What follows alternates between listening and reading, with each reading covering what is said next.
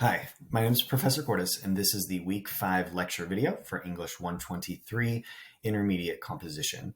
Today, ladies and gentlemen, we're talking about our draft. This is the first draft that we are putting together of our projects, of our research.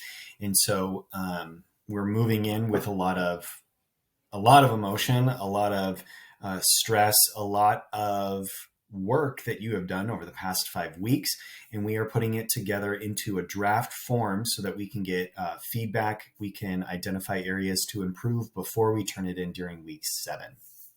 So at this point in time, you have done all of this work. You've got all of this writing in small bits and pieces, from annotations to the proposal to like pre-writing assignments. Now our goal is to piece it all together. What you see in front of you is actually the same assignment description and rubric that's posted in week 7 when you turn in your final draft. The reason why it's there now is for you to kind of see this is the end goal. This is where I have to be. Now, let me pause and say, the difference between the end goal and where you are right now is 10 pages of perfectly formatted, well-supported research and analysis and commentary in an academic discussion that you're having. That's a big gap. What we want to do this week is we want to put together our thoughts as best as possible to help prove our thesis. In your proposal, you had a thesis statement, and you went through and almost identified like what goes first, what goes second, what goes third in relation to that thesis statement, always coming back relating to your thesis statement. When it comes to writing, we need to do the same thing. We need to outline our items well. We need to support them critically with our research, but then also we need to take into consideration our own thought process. We need to take into consideration like the stress level of actually composing and writing sentences.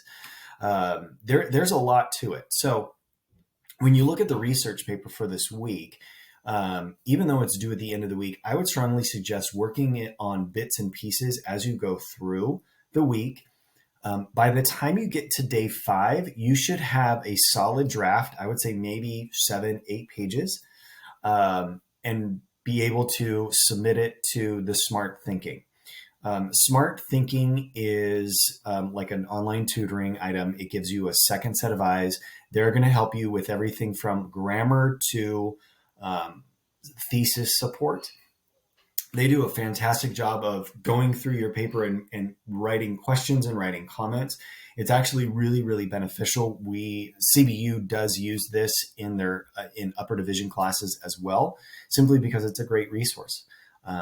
However, you need to get your draft done by day 5 and submit it to them early on day 5 so that they can have time to read it, review, and respond. And then you'll have time to fix and change and modify before you turn it in on day 7. So already in time management, we've got 3 days at the end, 2 days at the end that are sanctioned just for revisions after the tutoring. So days 1 through 4, we need to go through and make sure we've got a solid outline, that we've put in our research, that we have hit and discussed all of these components. Now, remember, this is the end. So if you look at and you're thinking to yourself, I can't write one paragraph because I'm overwhelmed that I'm missing something from this, that's fine. Understand that that's the end goal. Okay. Right now, what I would strongly suggest when you start your drafts is you need to go in and have your thesis statement and go in and put your research that you've done. I'm going to use this quote, I'm going to use this quote, and I'm going to use this quote. And you've got those 3 quotes, those 4 quotes, and you begin to write around them. It's easier to write on something than to stare at a blank piece of paper and not have anything at all. So if you go in and you have, the piece of research that you found, you begin to explain why it's good, how it relates to your thesis. You can pull things from your annotation that you see fit. You can look at your proposal and talk about how this relates to the bigger academic conversation that you are having. You begin to build around those. I almost kind of use those pieces of textual evidence, those research items, those in-text citations as like your foundation. This is where you start from, and you begin to write around them. Once you have something written around them, then you are able to go and to explain the evidence, offer commentary, give your analysis, and also connect it back to your thesis. So before you move on from one point to the next, from point A to point B, you need to make sure that A is connected back to your thesis. Okay. And that takes time. So I would suggest day one, let's get your thesis statement, write out your introduction, get your pieces of textual evidence that you want to use, and maybe put down 2 or 3 thoughts around them, and then take a break. Okay. I am the professor that's going to encourage you to take a break simply because your brain needs a chance to process all of this. Okay. To sit there and just stare at the screen and to keep going is not going to be beneficial for you. You need to balance out your brain capacity so that you have time to decompress. You have time not to think about it. Okay. When I was writing my master's thesis, I would stare at the computer for hours and get like maybe 3 or 4 sentences because I was stuck and I was struggling and I was thinking of the end goal and I was very overwhelmed. And this was in the very beginning. This was in the preliminary stages. And I remember one time my brother came into town. We went out to dinner. We had a great time, got to see him, got to catch up with my brother. And then I came back and I had explained over dinner, like, this is what I'm working on. This is my thesis. He's not into literature like I am. And so it didn't really matter. I was just talking out loud and kind of processing.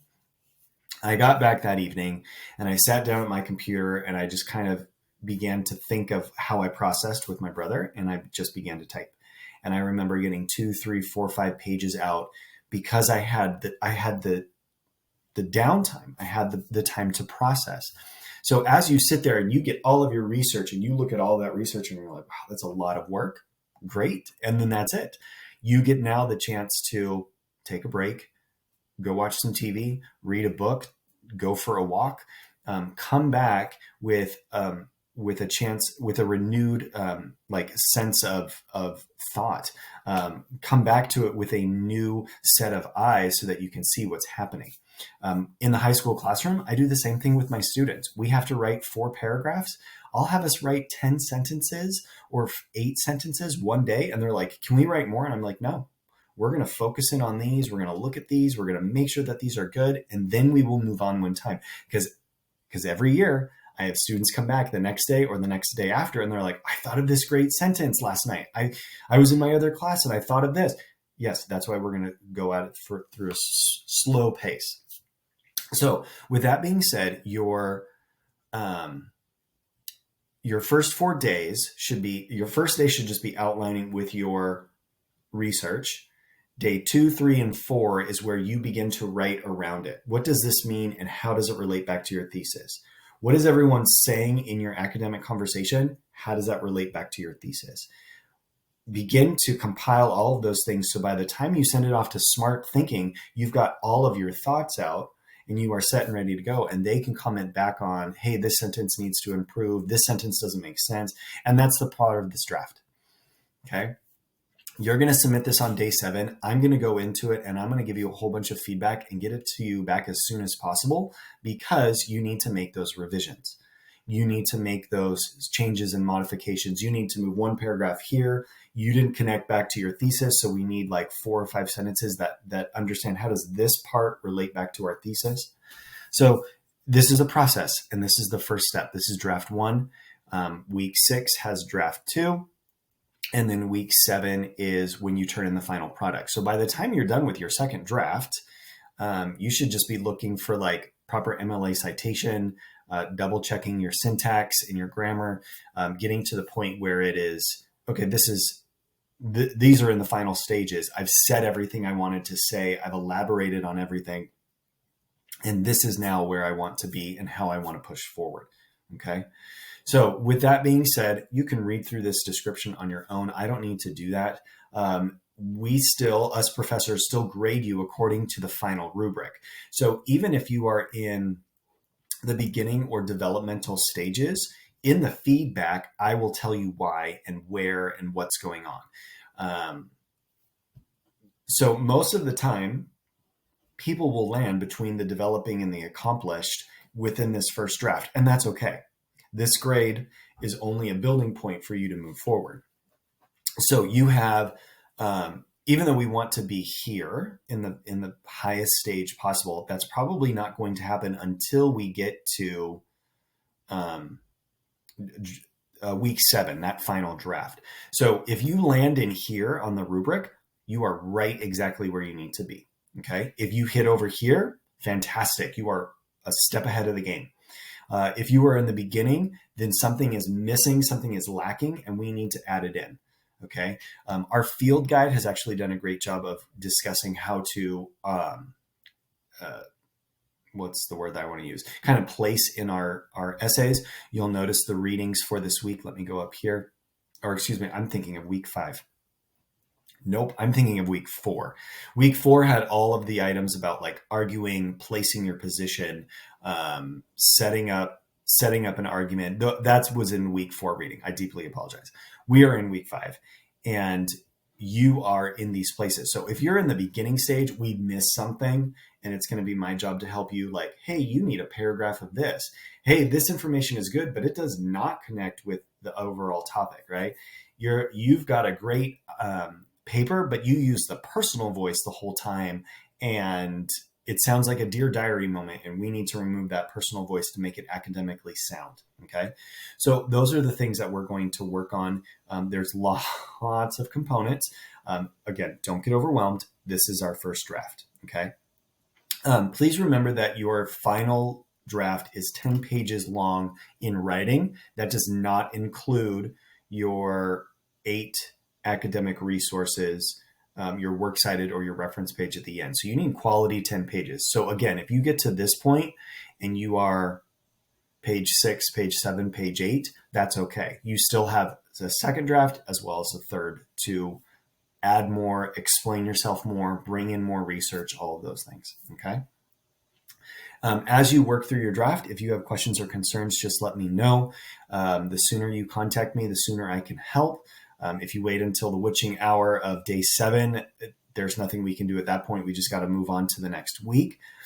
I will tell you at this point, if you are missing any assignments, they need to be submitted as soon as possible, simply because I am unable to collect work after the end of the 8 weeks.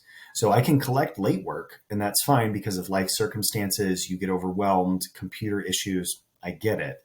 However, it's university policy states that I cannot collect anything after the last day of our course.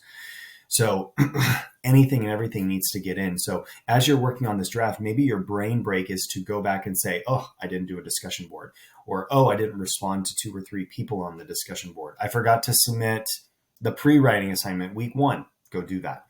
Okay. I'll explain that more and reiterate that as we go through. But at this point, please remember that once the end of